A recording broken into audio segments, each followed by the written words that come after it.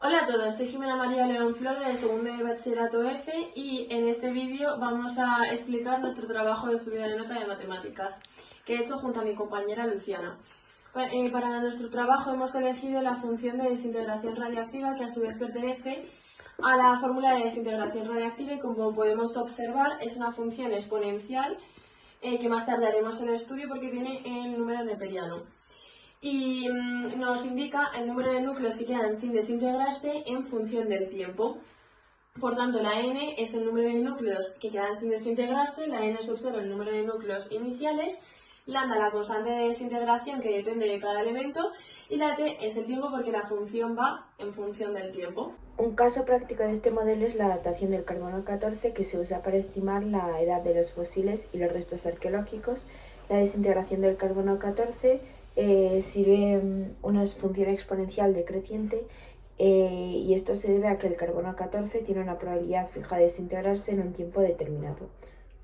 Como ha dicho mi compañera Luciana, nos estamos centrando en la aplicación que tiene los arqueólogos con el carbono 14.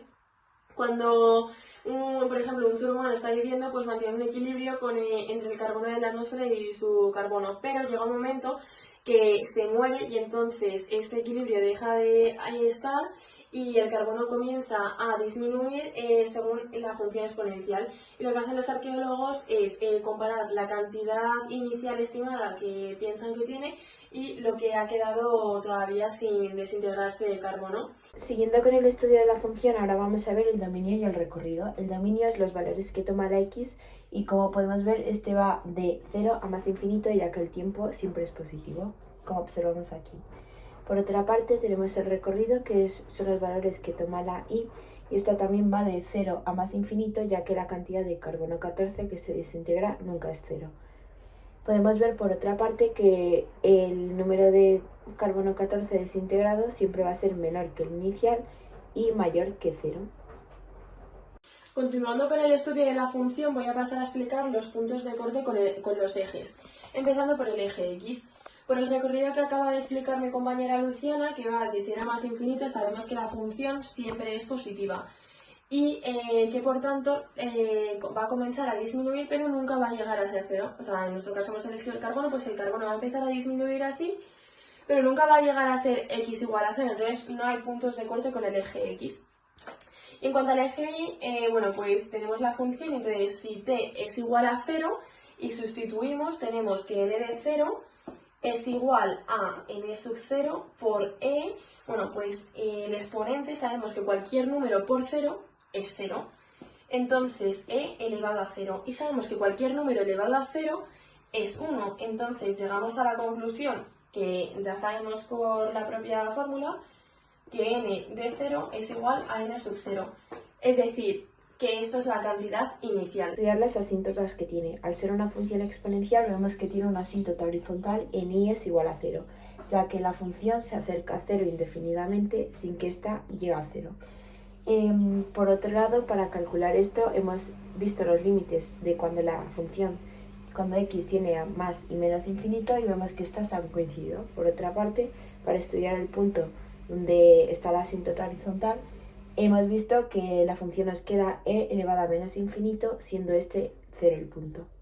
A continuación voy a explicar crecimiento, decrecimiento y por tanto máximos y mínimos.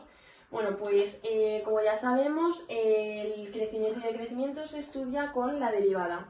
Entonces, si derivamos esta función, bueno, pues la constante se mantiene, entonces multiplica, y la derivada de una función exponencial es la e elevado a la función que es menos lambda t por la derivada de esto que es menos lambda. Y entonces tenemos, ahora después tenemos que igualar esto a 0. Entonces, si lo igualamos a 0, pues bueno, observamos que n de 0 siempre va a ser positivo, porque el número de núcleos iniciales no puede ser nunca negativo. E elevado a menos lambda t también va a ser siempre positivo y lambda también va a ser siempre positivo. Entonces, más por más nos va a quedar siempre positivo, pero como tenemos este menos aquí, nos va a quedar que entonces la derivada va a ser negativa y que por tanto la función siempre va a decrecer. Siempre. Y entonces con esto llegamos a la conclusión que como siempre decrece, pues no hay ni máximos ni mínimos. Ahora vamos a estudiar la representación gráfica. Primero tenemos esta línea naranja que representa la función exponencial de la desintegración del carbono 14 con el paso del tiempo. Esto representa los años. Y luego tenemos esta línea de aquí, que es la rosa, que representa cuál es la vida media, que es el tiempo que tarda en desintegrarse. Por otra parte tenemos esta línea marrón de aquí, que es el tiempo que tarda en desintegrarse el 25%, que nos ha dado que es 1160, y por otra parte la vida media 5730. Luego hemos estudiado que la primera derivada y luego hemos hecho la segunda para ver que esta es siempre cóncava, ya que va así, hacia arriba, y hemos visto que el tiempo siempre es positivo, ya que empieza en el 0 y este va disminuyendo cuando el tiempo empieza muy rápido y va ralentizando el proceso. Finalmente vamos a explicar la relación que tiene con la realidad. Bueno, pues la fórmula de desintegración radiactiva se utiliza en muchas ocasiones y ya hemos explicado al principio cómo funciona, por ejemplo, en arqueología, que cuando se pierde el equilibrio de carbonos, pues finalmente el carbono comienza a desintegrarse. Y esto tiene aplicaciones en arqueología, pero también en medicina nuclear para ver la dosis de isótopos radiactivos que se pueden introducir en tratamientos y que no afecte al paciente la radiactividad.